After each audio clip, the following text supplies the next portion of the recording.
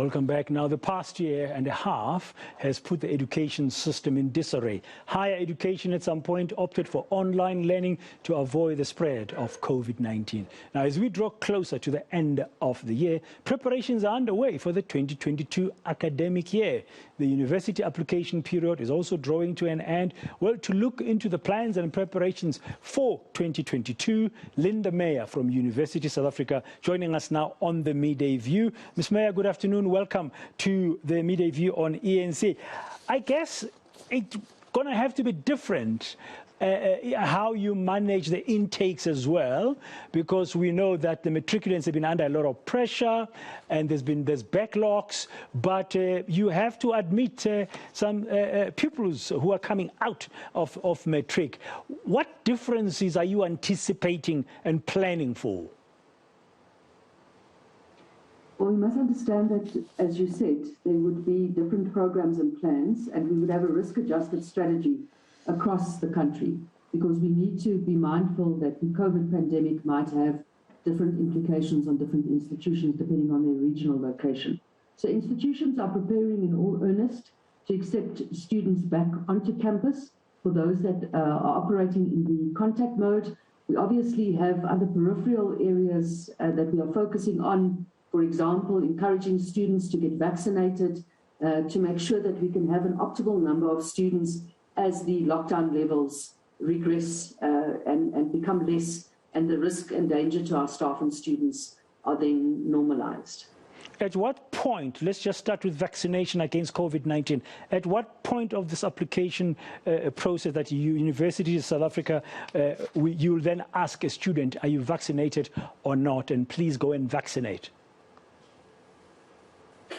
No, I think it's about educational programs. So we're asking all staff and students to be vaccinated. Some institutions are looking at what they refer to as mandatory exclusionary policies, but there is no formal policy that obviously allows within any of the institutions at the moment that those practices would be implemented. We understand from the Constitution that universities have a right to limit who accesses their premises, and they can put these rules in place.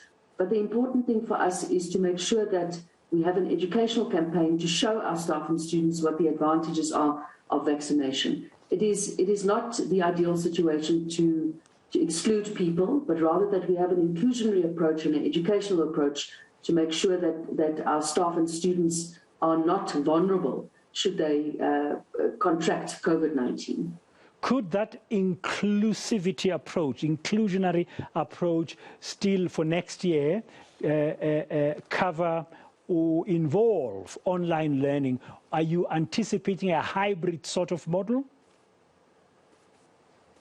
Absolutely. And I think what we have learned through the past 18 months is that universities are resilient and are able to adapt. So if this is a necessity, if we have another upsurge and another pandemic that unfolds in high escalation, we are able to then mitigate this with the infrastructure investments that we've made. And if online learning is the only alternative that is available, universities are able to adapt to that modality.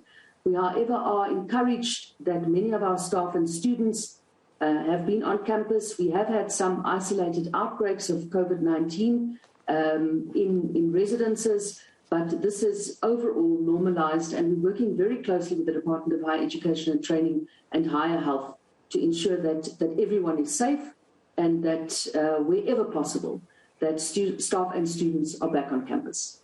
Okay, now that would be the ideal, of course, but part of the problem are the backlogs in basic education.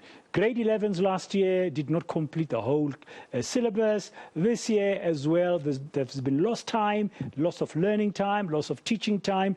Are you, as a University of South Africa, expecting to have special bridging programs, academic programs that will assist and enable those who are coming out of the public schooling system, the matric system, to be able to cope with their year one at colleges and universities?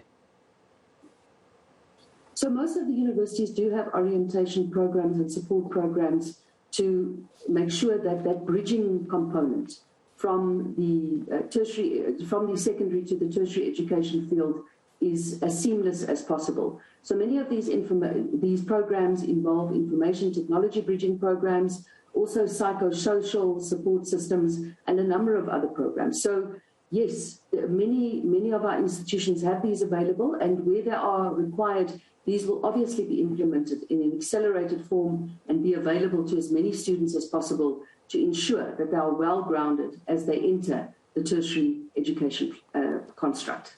Okay, now in terms of applications for next year, from what you know from your institutions, how are those going? I mean, have you seen a lot of applications? Because I'm sure there's been a lot of uncertainty that's been affecting many families in terms of, what's going to happen. We do not even know when the third wave of the coronavirus was going to end. Thankfully, now the country is over that, slowly getting out of that. But we are anticipating the fourth wave from what the scientists are telling us at the beginning of December. So how's the application process been? Are you seeing a lot of applicants?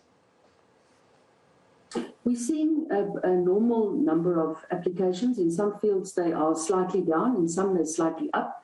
But the application processes have been open for some time, and we advise everyone just to look on the institution's websites when those will close. We're anticipating, as per the normal academic calendar, that universities will open towards the end of February, towards the beginning of March, and that the first semester will run from late February to middle of April, and we normally have a 32-day teaching period during the first semester. So we are putting contingency plans in place, but we're making sure that universities are well informed, and also that they keep their finger on the pulse with what the developments are with the virus within their respective geographic locations. Okay, thank you very much, ma'am, for your time and explanation. That's Linda Meyer from University of South Africa, talking to us about how the tertiary institutions, the University of South Africa, among their institutions, what they are doing, how they are preparing and planning for the intakes of new students come next year.